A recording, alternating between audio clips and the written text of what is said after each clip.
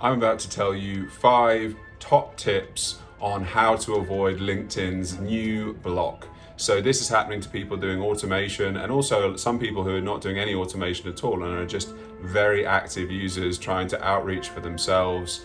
And it's a real pain and it's new. And so if you don't have the kind of bird's eye view that I have at my agency, Snowball Creations, then it's hard for you to try and understand what are those kind of like patterns that you can try and correct for and adjust around so that you can avoid these blocks. Some people think it's 30, 40, 50, 60. The reality is the invites is roughly around 100 for most people if you don't have ways around it. But there are some kind of easy best practice outside of just having very good software like what we have to try and give yourself the best chance possible. So number 1, post content. So post actual content, images, videos, text on your wall regularly. So roughly once or twice a week is great. And this is a big signal to say that you're a trustworthy account and you're A-OK basically in LinkedIn's eyes. It's what they want you to be doing. Number 2, engage with your network. So speak to people, comment on their posts, like their stuff, share friends' posts. Again, this is just like a great normal human interaction, which LinkedIn means it makes LinkedIn trust you more basically.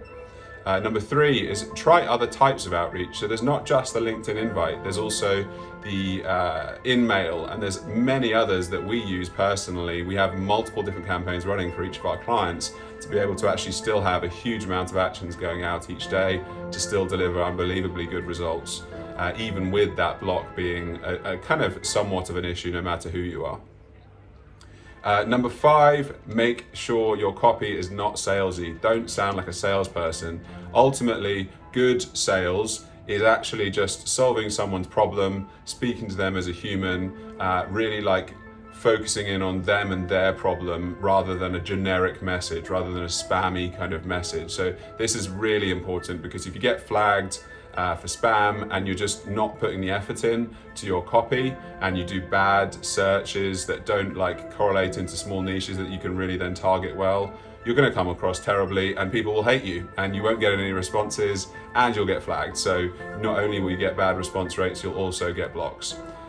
Last, number 6, a bonus one for you is do think about the actual software you're using. So you can come to someone like us, we have our own software, and then there's many others online. There's kind of simpler kind of plugins into Chrome extensions, and some of these are okay. You can get some form of results.